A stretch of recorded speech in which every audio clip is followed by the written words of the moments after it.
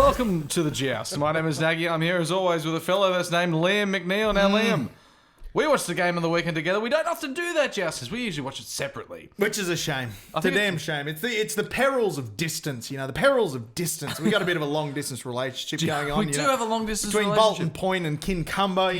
There's a lot of time between us, a lot of land between us. If we only flew a helicopter, it would be such a short. It'd be a 10-minute flight. Straight up, straight down. Straight up, straight down. That's all you got to do. But yes, it's good to watch the footy together, isn't it, Nagy? Very enjoyable, and even more so, good to watch Manly lose at rugby league, one of life's great pleasures. But we'll get on to a bit more of that later on, Nagy. Now, do we want to launch into the news? Let's go straight into a segment that we like to call the news. The news, ladies and gentlemen.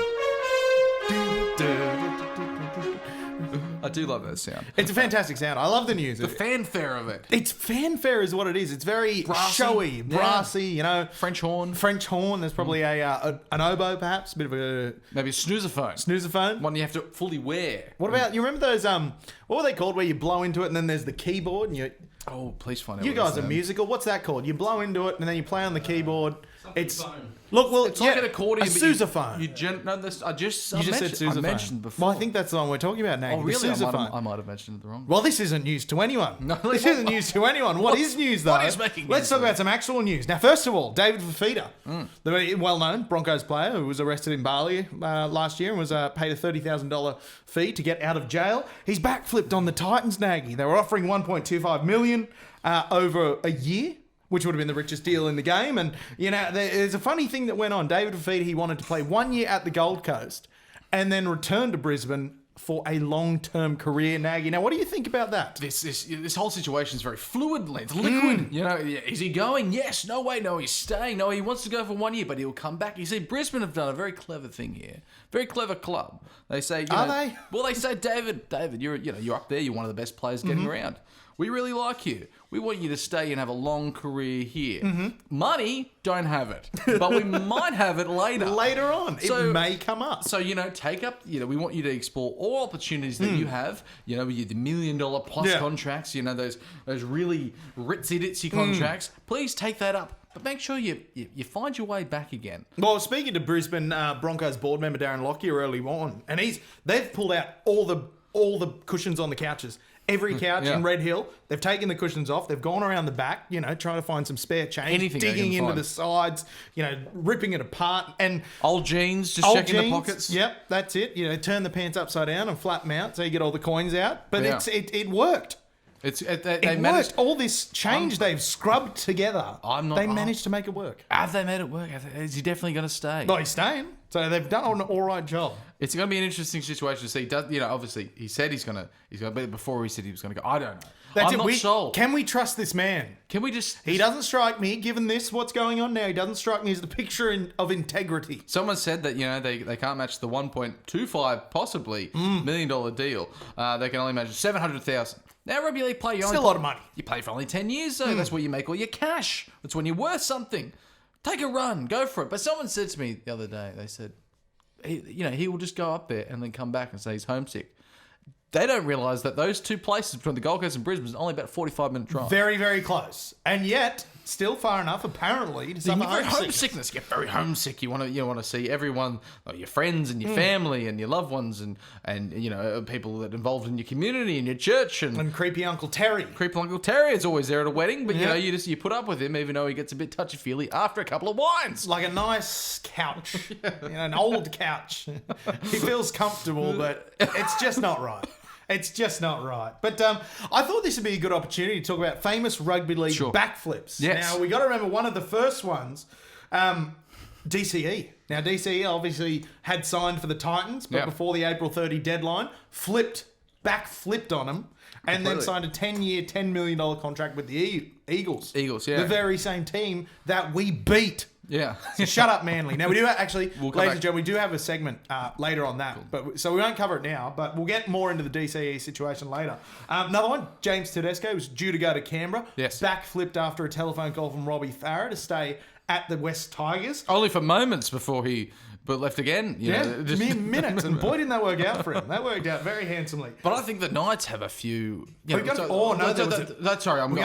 ahead. I'm jumping ahead. The big one was the They called them the Canterbury Four. It was in the Super League era. It was right around that point in time, 95, when all the players were being signed to Super League. And Jared McCracken, Jason Smith, Jim Dimmick, and Dean Pay all signed with the Bulldogs to play in the Super League. Yeah. Flipped it. They backflipped and went to Parramatta. And it was not a good scene. It was an ugly scene. Canterbury to Parramatta, another short trip. Another short drive, exactly. And they weren't homesick. No. They just wanted the money that the ARL had. Money, cash. Money. Cash, that's all it is. You know, you can say what you like about it, but it's just about bloody... Do you have cash in your wallet? Jesus Christ. Christ in a bike. Can you hear that? Is this show paying you? Someone's paying me. Someone's paying you. Like Any other great... but you were about to say... Well, Knights backflips. It was not necessarily backflips. It was more about recruiting, and it was more about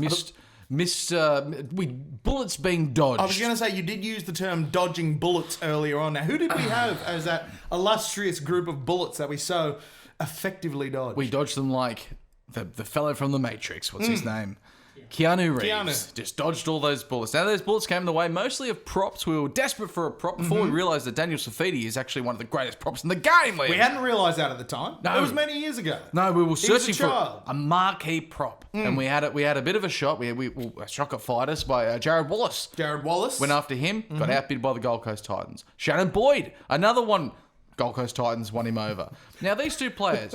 Shannon Boyd is asking for retirement. And Jared Wallace still playing, nowhere near the kind of football he was playing at Brisbane. But what does Shannon Boyd, like a player like Shannon Boyd, he doesn't strike me as the sharpest tool, etc., etc. No, but where does he retire to? He wants to work with the tools. He wants to get on the tool. On a farm. On an agricultural area, on a mountain. Same as David Barnhill. Of course, That's Barnhill. Famously retired to an agricultural building on a mountain. Yes, Barnhill. I think it was a hill that had a barn on it. Also with James Graham recently going back to Super League after playing some, what we would say, not his best football. Yeah, that's it. For Saints, he seemed a bit tired, a bit worn out.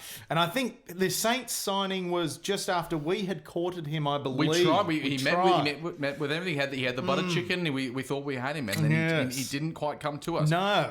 Of course, Matt Scott, who also suffered some health injuries, health problems, I should say, and has retired. So we wouldn't have seen any of these players out of the contract. Bird. Don't forget Jack Bird. He's outside the prop family, but yes, Jack Bird was another one. Fat Bird now, with terrible knees, and apparently some sort of chronic condition with arthritis. What's the arthritis? Yeah, rheumatoid arthritis. Rheumatoid, which is sort of like something you can't I think that's control. the worst kind of arthritis. Well, it's like something that you don't like. Your arthritic bones, you got the cartilage. Now, none of us are doctors. Actually, today we are. Today we're doctors. We can stress this very strongly to you, jousters, that we did our Cert 3 in Cert 3 in doctorship. Yeah. And we can now actually give proper medical advice on this show. Well, I forgot to say that it's now the new financial year and we're back registered again. Take that, city of Cessnock. Now, it's rheumatoid arthritis is something that goes and returns, and so there's no real, cause of it. It's mainly just inflammation and pain. When arthritis is like the lack of cartilage and the bone rubbing together. God, doesn't it sound uncomfortable? It does, doesn't it? So we let this person go that basically couldn't walk around the block, let alone play a game of football. And love that $20 Macca's card that all Broncos players get. You heard about that one? It's a Macca's gold card. We've touched on it before. $20 a day. Yeah. Limit at Macca's. And I think, look, Mr. Bird, he made no bones about it. He was a big Macca's fan. With a name like Bird, you think he would have gone to another venue? I was thinking Uncle Colonel. Well, if he was in Newcastle, it would have been Henny Penny. What a wonderful, wonderful restaurant. Next one in the news. Now, Adam Fanua-Blake. Should we save this for our latest segment that we were just discussing? Let's go it now. Let's go now. Let's go now. Now, do you want to outline what Adam Fanua-Blake has done and why we're so angry at him and why we hope he never plays rugby again? Adam Fanua-Blake, he made. Not only did he attack, he used some unsavoury language, but he used very unsavoury language towards one of our fine referees of the game. We said some things about referees. I believe I called one a weak man before, but if something is true, and lots of people agreed with you. Actually, well, if it's true, it's not defamatory. So so we had the issue at the end of the game. It went back up to the video referee, and it was checked. And the video referee's there. He's got all the angles. It's not something to think, oh, did he not see it? Did he miss it? He had all the cameras available to him, and he ruled. That's basically your appeal. That's your captain's challenge right there. There you go. Went upstairs. So the on-field referee, is taken it to the video referee and it's been removed from his hands. He's not going to say to the video referee, actually, I think something different. He has to wait for the video. He has to say on-field call. He did not get that opportunity. Meanwhile, he got attacked by Fanua Blake, which, it just is just angry fella that calls him all these sorts of names and walks up the tunnel and continues to call him names. Continued the tirade even up to the tunnel and in the sheds afterwards. I don't know Adam Fanua Blake well at all. No. I'd rather not know him well at all. No. But what's a polite word? What a scrubber. What an absolute scrubber. A real scrubber. What a he is. jerk. A jerk. Oh. He was being an absolute Whoa. jerk that night. Sorry, listeners. I know we're trying to keep this. Let's keep it G-rated. I know. I don't want to. But also, fuck Manly. Isn't it fantastic? All right, we'll come back to that later, though, Nagy. Put a pin in that. We'll come back to that later. Now, this is my favourite news item of the week because it's just hilarious. The whole circumstance that happened around this story. Manase Fainu, the Eels' starting hooker, Tongan international. Yeah. Now, in October last year, he was involved in an incident. He was really? at a church dance at a well-known Mormon Northern church. Beaches Mormon church. Yeah. And at this church dance, obviously you're at church, you're having a bit of a dance. There's a lot of love going around. And Absolutely. You're really It's an trying accepting place. It's community it's an based. accepting place. Yeah. But what Manase Fainu's gone and done at a church dance is used a kitchen knife Yes. to stab a man in the back at Yeah. this very church dance. Now, Liam, I haven't seen this type of violence since the last time I watched Footloose, where there was an equal amount of violence at a church-type dance. Absolutely. No knives were used, though. No, they weren't. But the what was 80s. used? I've never seen Footloose. There was a huge Was fight. it government repression of the dancing? I will basically say there was church repression of the dancing. This is a Okay. quick summary of Footloose. For you all that haven't seen it, spoiler alert for people that haven't seen Footloose. Kevin Bacon. I don't think you need to put a spoiler alert on a movie that came out 30 years ago. It's a cancel culture, Liam. We need a spoiler alert on everything. We're going to see the end of this season on this show.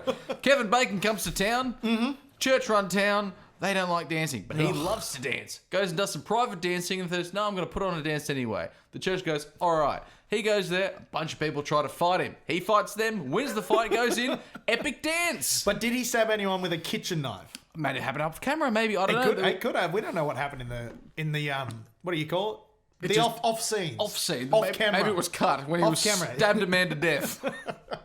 And then came in and said, let's dance. Well, But he here was we go. covered in We've got blood. a bit of image here of Kevin's footwork. I mean, if you're going to stab a guy, you want to be moving like that.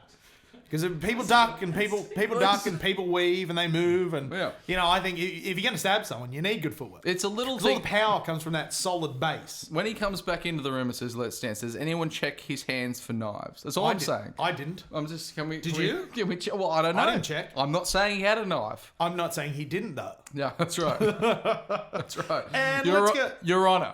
Now, in the news, there's an interesting point to bring up now, Nag. You wanted to discuss the Swiss Army. Yes, of course. Well, Liam, it's an interesting fact. The Swiss Army A retired... great rugby league team. Yeah, he retired the carrier pigeon in 1995. Really? Yeah. Now, honestly, they retired 6,000 pigeons in 1995. Seems like a lot of pigeons. Well, that's what they It used. seems excessive. They had 27,000 currently in use. Sorry, in 6,000 use, 27,000 in the circulation of pigeons, and they had to retire them all. Okay, right. That's interesting. I didn't know that about the Swiss I Army. had to tell you and about now it. I do, and I'm glad I did. The last time I saw carrier pigeons used in film was, of course, the long, long eyebrow. Oh, Was Charlton it- Burton. Charlton Burton. I thought Charlton it was Richard Burton. Burton. No, it was No. Charlton Burton. Charlton Burton. Wonderful actor. Yes, I think he was in Planet of the Apes. Yes, I think he was. Yes. No, fantastic. Now, one more item in the news. Can we talk about how dumb Joey Leilua is? Please, let's. What a moron. Like, you think Adam Fanua's dumbness was the dumbest thing of the weekend, but it really wasn't. We haven't got a film of it, I don't No, think. that's But okay. That's okay. Let's just. We can reenact. Well, basically, I think. Like Crime Watch. I Remember think, that show? Yeah. Well, we've already covered Footloose, so we may as well cover Another film. extreme violence on the field. Basically, look, Joseph Leilua is attacked, like, basically, swung his arm around and caused a bit of a biff. Due to just frustration, I'd Look, say. he was angry about what someone did to his brother. And as we can see here, Joey Leilua's brother, one of the great netball Netballers. players in this country. Yeah. He's not he's a goalkeeper. Goalkeeper. So obviously that wasn't him just there in the goal shooting jacket, if you were wondering. But yes, no. Look, Joey was a bit miffed about the way his brother was treated. Not by Dylan Edwards, of course. No, not by Dylan Edwards. Because you know why? Because Dylan Edwards is a good Group 2 boy. Yes. Bellingen Dorrigo Magpies Jr., Yeah. really bad club. They were never successful. They were never successful. But good nursery. Good nurse. Well, no, not a great nursery also. I think he's the only NRL player from that club. So, well done, Dylan Edwards, being a good Group 2 boy and just copping it on the chin. He copped it on the chin. Well, he did. And he got up. Where do you put this? Did he get Joseph Leilua. Where do you put him? There's a loose cannon, then there's criminal. And where do you feel like he's somewhere in the midst there? In the midst. Because I feel like a lot of criminals play this game or go on to become, not professional criminals. I'm not talking about the mafia here, but I'm talking about petty crime and common assaults. And trafficking of exotic animals, if we're talking about former Brisbane Broncos player Martin Kennedy. Absolutely. Especially him. Especially him. But these players are always loose cannons on the field, and then they're also just lawbreakers off the field. And I think we should say, if you're a lawbreaker off the field and you're also a loose cannon on the field, maybe you shouldn't play this greatest game of all.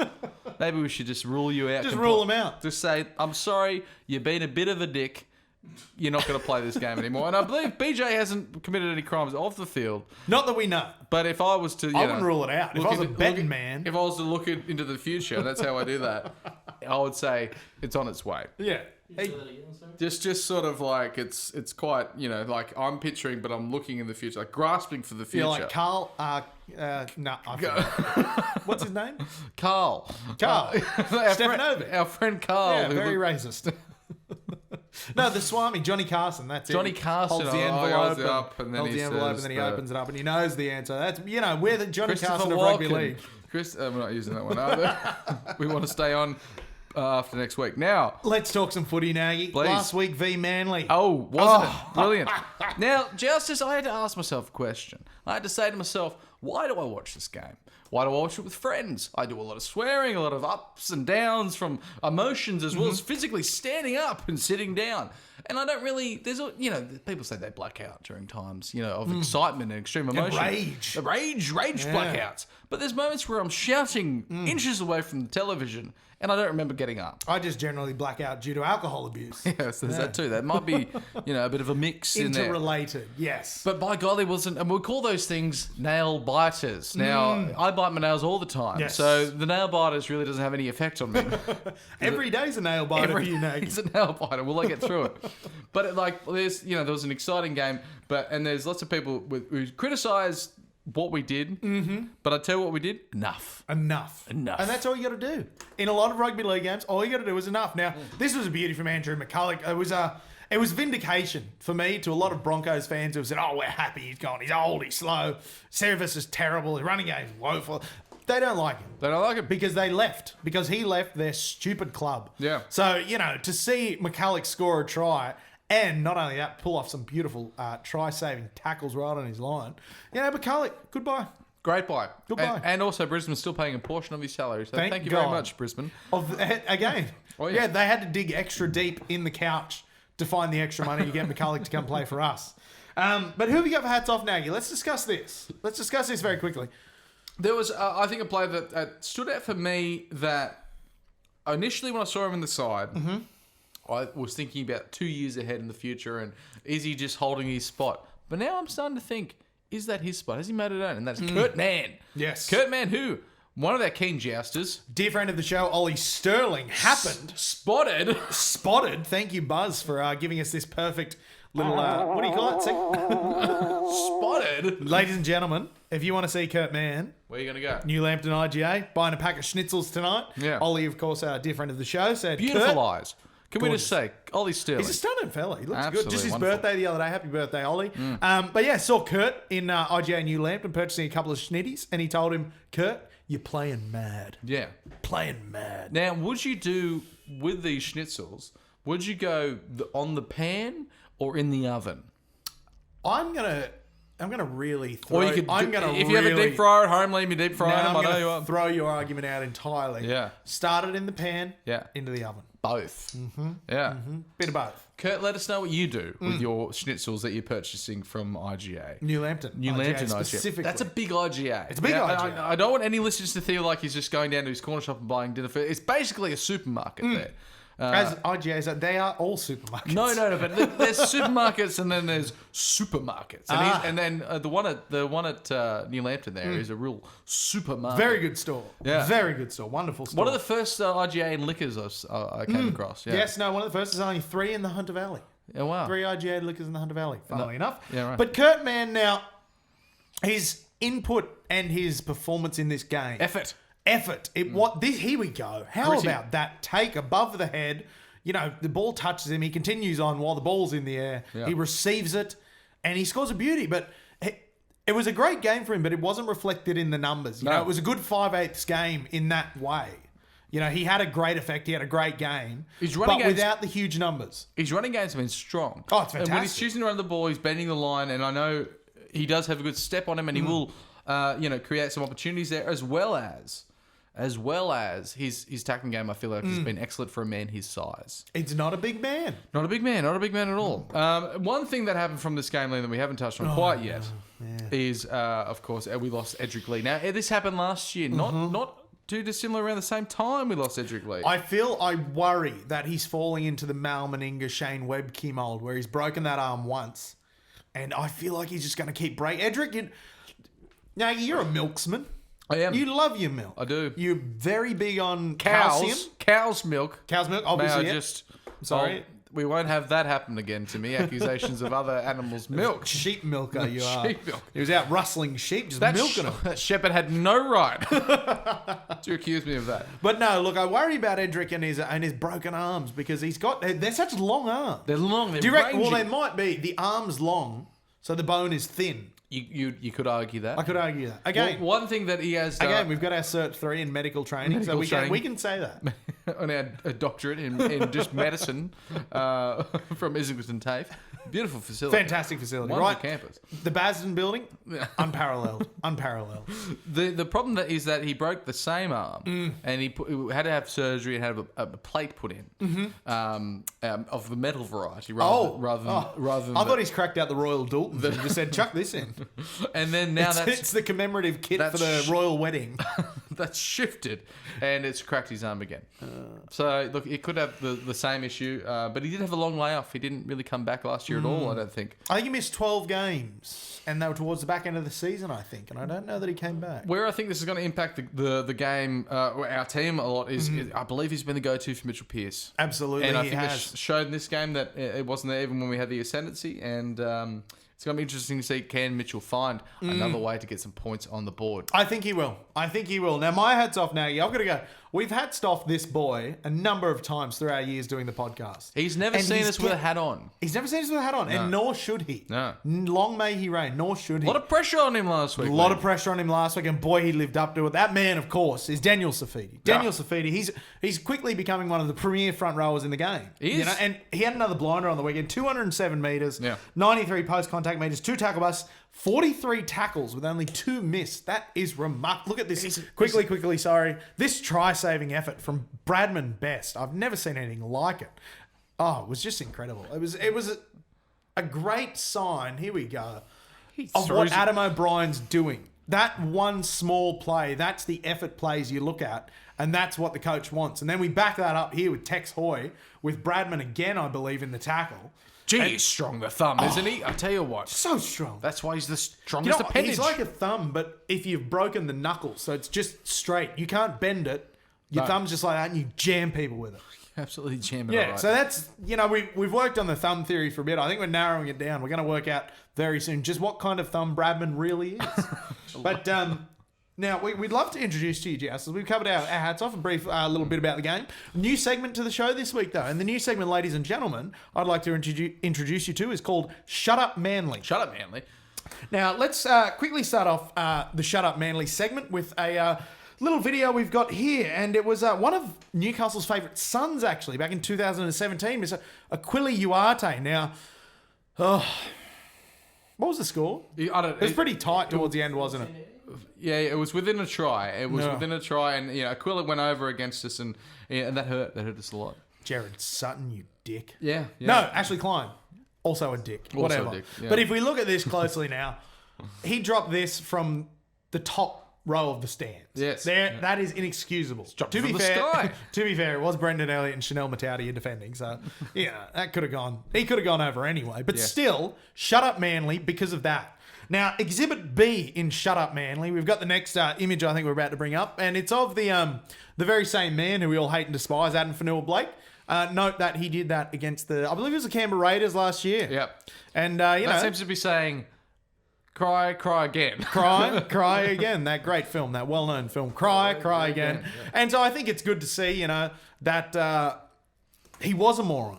We've said quite was a avidly moron on the show then. today. He's a moron. He's a moron but then. He was a moron. And he's continued to be a moron. And has been. And will continue to be. For quite some time. So, that Aku try. We hate it. AFB, feigning tears. We hate. On the screen now, we've got Cliff Lyons, Manly legend. Yeah. He was a North Sydney player. So really? every good Not player. a Manly player? No, every good player that Manly have ever had has come from North Sydney. What about Des Hasler? Ken Irvine, Des Hasler. Really? Marty Bella. He never played for the Eagles, not Marty Bella. No. Cliff Lyons. Great North Sydney Bears. juniors. All stolen from the Bears by Manly. So that's Exhibit C. And then I believe we've got for Exhibit D, I believe it was Adam McDougall. Yes. A well-known video, but we'd love to show it again. We'll find it. We'll come back to it. Now, Lee, we'll fix it in post. We have an exciting game this week coming up against the Parramatta Eels. Now, we're sitting fourth. They're sitting first. Toughie. It's a tough one. That's a toughie. No Mitchell Moses. I'm going to say, Liam, where do we win it? I'll say where we win it. We win Mitchell without a Mitchell Moses kicking game. Mm-hmm. I believe it will help. For them focusing on their passing game rather than their kicking game, maybe not be able to build pressure, and maybe we'll have the superior halfback in Mitchell Pearce be able to build that pressure the same as we did against Manly in the first half. Liam, where we're going to lose it? Where are we going to lose it? Now, there's a couple of things about Parramatta. They're very good. Yeah. But the biggest thing about Parramatta is that their wingers, they start the sets so well. And who are their wingers, Liam? Who are their wingers? They're Micah Seaver and Blake Ferguson. Huge men. They're extra props. They here we go. Now back to our earlier thing. This is Exhibit D in our Shut Up Manly segment. There we go. Adam, he's a good friend of the show. He loves the show. He loves what we do. So, I think he'll be very happy to see himself included in the Shut Up Manly section. Who hasn't want to step on Jeff Tuvey, only being 128 centimetres tall and 47 kilos in weight? I know, I have. And he deserved every minute of that. Every study deserved of that. And so, that's a nice little way to round out our section. I was going to call it F Manly, the hard F. Shut up, Manly. But we don't. Yeah, shut up, Manly. All you Manly supporters. All you Manly fans who listen to the show. So the wingers are going to really take it home for us. Oh, absolutely. The wingers are going to be. For them. They're going to be the big thing. Micah Seaver and Blake Ferguson. So what they got to do? Mitchell Pearce, kick to the corners. Yeah. Kick high. Game management. Kick Grubber high. out. Yeah. No, kick high to Ferguson. Right. And then he catches the ball. He can't have that first hit up. Of course. Kick high to Seaver. He catches the ball. He can't have that first hit up. Right. Because so much of their momentum builds from that first hit up from the wingers where, the way wingers are now, they're extra props. They are. I used to play on the wing. I was all whippet. You Tiny were. little fella. You were barely- Swimming in my jersey. Barely a man at all. Barely a man. Well, I wasn't. I was a child. Just a quick question about our team list. Who is actually going up against Micah Seaver? Heimel Hunt is on one side. Yeah. And Tex Hoy will be the other winger. Yeah. So it's not a big wing pairing that we've got, but I tell you what I do wing, like, though. good boys. Bradman Best has just shown strength to strength. That strong appendage. It's only got 2 joints in it. And it just will, I think, put him against Sevo. That's what I reckon. Just get him to... I want Sevo on Best. I want to see who comes out the better of the Best and Sevo. Well, obviously, who's going to come out the better than someone named Best? I know. You can't beat it. It's very simple. It's very simple. But yeah, Micah Sevo is a real worry. Dylan Brown as well, their halfback. 5'8", who's basically taken the halfback reins from Mitchell Moses. He's in some very, very good form. So we've got to worry about him. Jay Field, who came into the halves last week, played an excellent game at halfback. So the Field and Brown combination has really taken off quite quickly. And of course, Clint. He's just... How do you shut Clint up? I think you just... Again, former Manly junior, shut up Clint. Shut up Clint. Shut up Clint. Yeah, look, but I'll tell you what we got to worry about... What we will have is the home ground advantage with 10,000 fans. 10,000, is that what we got? 7 to 5? 7-5. Yeah. We'll make it sound like 12. But the big matchup, and this is the biggest one for me, the front rowers. Junior Paulo, Regan Campbell-Gillard, in fantastic form. Unbelievable form. And then you've got David Clemmer, Yeah. Jacob Safidi, Daniel Safidi, all in fantastic form. It's going to be a real upfront battle, which I'm really yearning for. It's going to be fantastic. Hovering off my seat as we talk about it, Liam. Time to open your sack. He is hovering. Now, Sack, first question comes from Billy Bennett. Now, why, says Billy, was DCE pulled up for this when he challenged his play the ball knock on? Now, we have something from the NRL here. Section 11, Rule 10B. The tackled player shall, without delay, regain his feet where he was tackled, lift the ball clear off the ground, face his opponent's goal line, and place the ball on the ground in front of his foremost foot. Apparently no longer applies. Yeah, look. Do you remember the incident? I do. I don't. remember the incident, and look, it just seemed like he went outside those rules. But I tell you what, the favourite players in the NRL always get a little bit of a lead. Yeah. You know, if it was Mr. No Name, he probably would have got pinged for that. But look, Which again, that was the Knights many, many years ago. thank For you years for and years. full teams of no names. Thank you, Billy Bennett, for bringing that to the attention of ourselves, Very good as attention. well as the attention of the NRL. Liam, I know you sit on the board of the evolution of the NRL Yes, game. Project Apollo. It was Project Apollo, and now we've reached the moon, and then we're going to go on. It's now Project Mars. Project Mars, yeah. I like it. Yeah, we tried to get both of us on the board, but they only had one chair left. Well, I went in there and I said, well, I said, I'll bring a chair. I just want Nagy on the board. So I'm no longer actually on the board of the NRL Project Apollo. There's a great question here from Matt Stork. Back with another one from left field. Matt likes his left field question, and I love him. What are your thoughts on players' names being on the back of their club jerseys? I feel it's a really good way to personalise the jersey, says Matt. Pretty sure they do it in the English Super League. Correct me if I'm wrong, Matt. You're exactly right about the Super League. They get their name on the back. They get a number on their back. And I'm of mixed feelings about this. Now, for me, rugby league is a team game. It is. And rugby league is played from 1 to 17. Yeah. Now, when you play rugby league, you play a position, you get that number. Yes. That's your number because that's your position. Super League gives out 28 plus. But there's the other side of the argument. I love seeing players with ludicrously high numbers on their jerseys. Yeah. Like Steve Jackson in the 89 grand final scored the match-winning try in jersey number 40. When I was playing Wanderers Juniors under 14s, we used to watch the jerseys. It was a number 121. It was ludicrous. It was great. How could you fit that in one wash? You had to fight people to get the number 121 jersey. But yeah, so Matt, it's an interesting question, and I can see the benefits on both sides.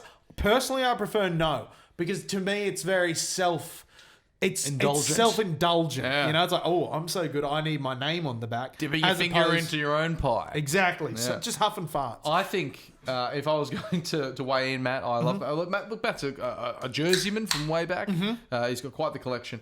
But and I would see the advantage of having a personalised jersey. However, what I don't like is the referee calling the players by their goddamn names. Call Isn't them by it their ludicrous? numbers. Number and colour. While they're on the field, they're the number. When they take them off, is the Cut jersey colour. Jersey Sorry. colour. Whoops. Jesus.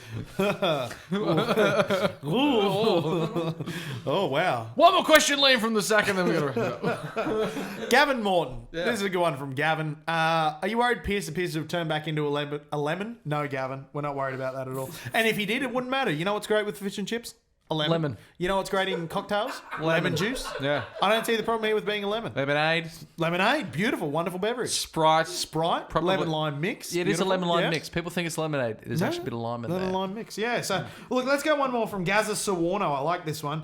Ponga seemed a bit off most of the game, but is it time AOB brings in an AFL expert to teach a few of the boys about catching high balls with arms reaching up instead of cradling into the chest? It's the downside of Ponga's game when testing for the ball. 80% of the time, he seems to drop it or lose the contest for it. I think 80's boisterous.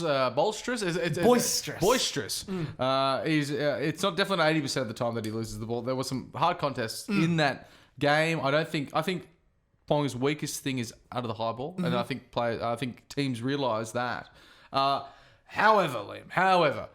Do we have the clip of Ponga making his way out of the In goal. In goal. We may or may not. There's something that I believe that he may have not had his attacking flair, but this play here is something that you will see from Kalen Ponga, and only Kalen Ponga, using the sideline as a defender. That's George Tafua that he's just stepped over, and he makes the penalty against us. So many other fullbacks would have accepted that They're stuck. That is stuck. We're just going to submit. But he took the line on by himself and just said, "Well, I'm gonna throw a step out that you've never seen before in your entire life, George Tafua." And now that's one of the things that I think we forget. Like a lot of people have been saying, Ponga was pretty quiet in attack. But if you watch the game, his positional play as a fullback was 1,000% better than he was last year. Yeah. He'd clearly been paying a lot of attention as to how a fullback should work in defence, where he should be at all points in time, how to, gain advantage with the ball. And so while we're not seeing the attack out of him yet, the positional play, the fullback play, and the work he's doing, fantastic. The attack will come. Give it time. Let the defence win us a couple of games. Then the attack will come. Gee, the NRL's done a great job with picking the scheduling for these games. With the Sunday game, the premier game of the round, Game of the round. is number 4 playing number 1.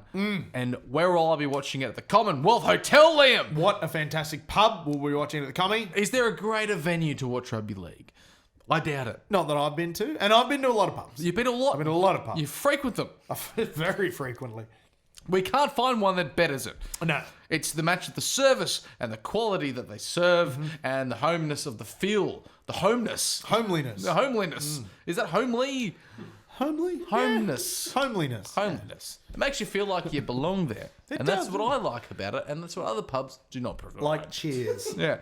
Sometimes you want to go. I actually went to... They have Cheers. They have Cheers in Boston. Yeah. I went to it. No one knew my name. I was really disappointed. Not a soul. Not a soul. Norm wasn't there. No. Kelsey Grammer's already spun off to Frasier, so I didn't see him at Cheers. It's really disappointing. You might have been a shot to see Ted Danson. No, didn't see Ted. Really disappointing, and I shan't be attending a Cheers ever again. And if you see Ted Danson, there might be a bit of violence outside. Thank you for joining us for another week of the Joust. Everyone will hopefully come back to you with another win from the Newcastle Knights. So we're up there, top 4. We're nearly halfway through the season. We've never done this before. Well, we did it 2 years ago and then collapsed in a heap. Hopefully that doesn't happen again. If you like us, please like us on Facebook, SoundCloud, YouTube, Spotify, Twitter, Instagram, Facebook. That's the big one. That's the one. That's the big one. That's the big one. That's why you save it till last. Those social pipes. Thank you very much, Jess. We'll see you again next week.